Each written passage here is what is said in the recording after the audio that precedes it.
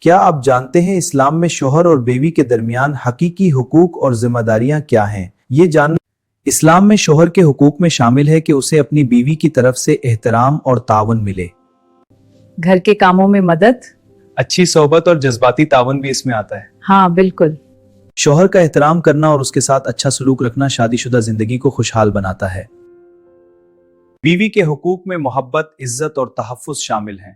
شوہر کا فرض ہے کہ وہ میں اپنی بیوی کی جذباتی اور مالی ضروریات کا خیال رکھتا ہوں۔ جی ہاں، اور بیوی کے لیے بھی ضروری ہے بس تعلق۔ بالکل، یہی اسلامی تعلیم ہے۔ بیوی کے لیے بھی ضروری ہے کہ وہ اپنے شوہر کا احترام کرے اور گھر کی ذمہ داریوں میں تعاون کرے۔ حدیث میں آیا ہے کہ سب سے بہتر مسلمان وہ ہے جو اپنی بیوی کے ساتھ بہترین سلوک کرے۔ چھوٹی چھوٹی محبت بھری باتیں، ایک دوسرے کے لیے دعا کرنا اور صبر و تحمل رکھنا شادی میں خوشی اور سکون لاتا ہے۔ ہر روز ایک دوسرے کی مدد کرنا، چھوٹی خوشیوں کو بانٹنا اور روزانے کی زندگی میں چھوٹے چھوٹے اچھے اعمال شامل کرنا گھر کو خوشحال بناتا ہے۔ گھر میں محبت، صبر اور احترام کو برقرار رکھنا سب سے بڑی سنت ہے۔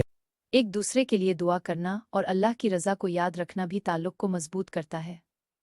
اگر آپ کو یہ ویڈیو پسند آئی تو ویڈیو کو لائک کریں، سبسکرائب کریں اور اپنے دوستوں کے ساتھ شیئر کریں تاکہ سب شادی شدہ جوڑے اسلام کے صحیح اصولوں سے فائدہ اٹھا سکیں۔